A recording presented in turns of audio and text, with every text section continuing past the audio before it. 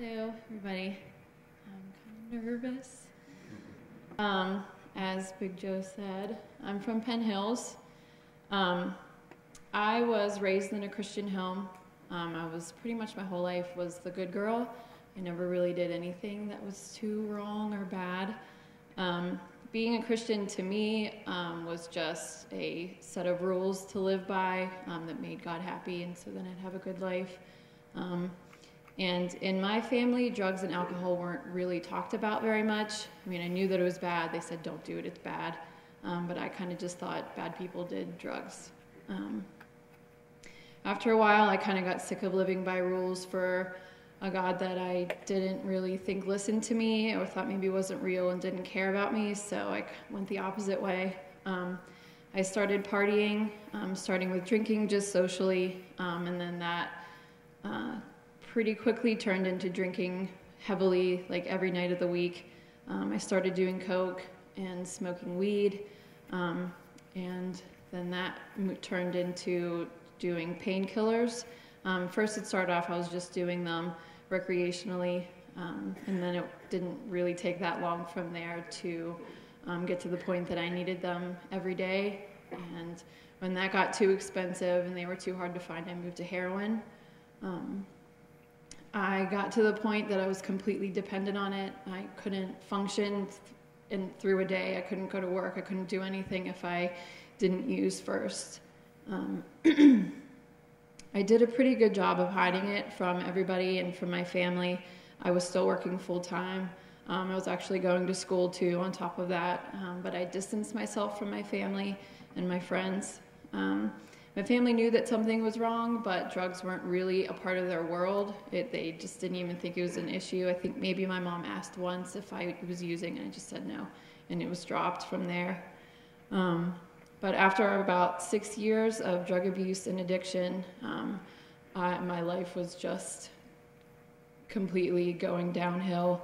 I was in so much debt. I didn't have money. I was sick. On top of that, I just felt ugly and empty and completely hopeless. Excuse me. I didn't think I was ever going to change. I just figured I was going to be stuck in it forever and there was no hope for me. One day I decided to pray, and it was more like screaming out to God that if he was real and if he loved me, that he needed to come and meet me where I was, because I couldn't do anything. I couldn't do it anymore on my own, and he needed to come and save me.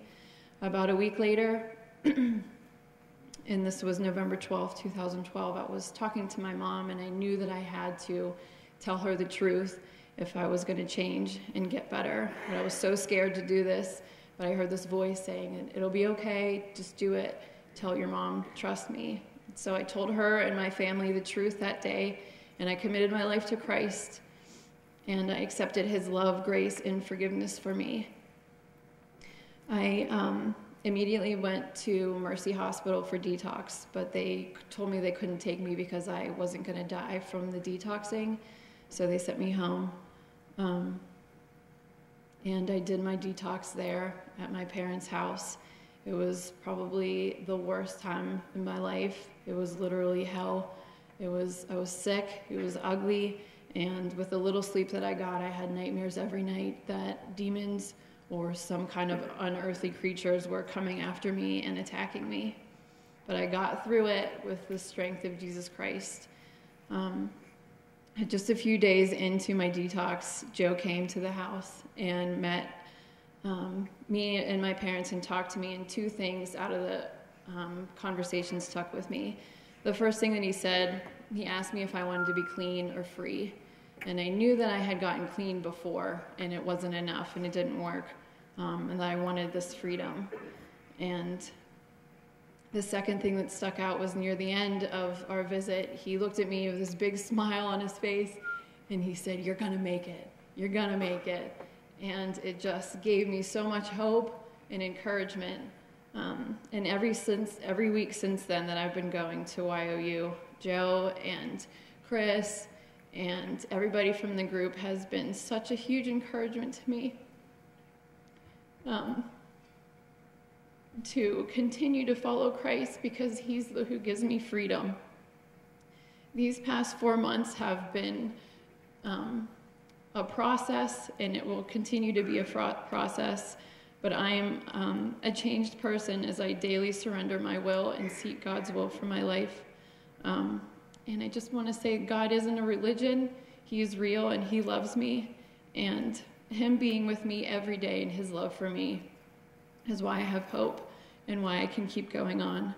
And Romans, the book of Romans, chapter 8, verse 37 says, "In all things we are more than conquerors through him who loved us." And that's my hope.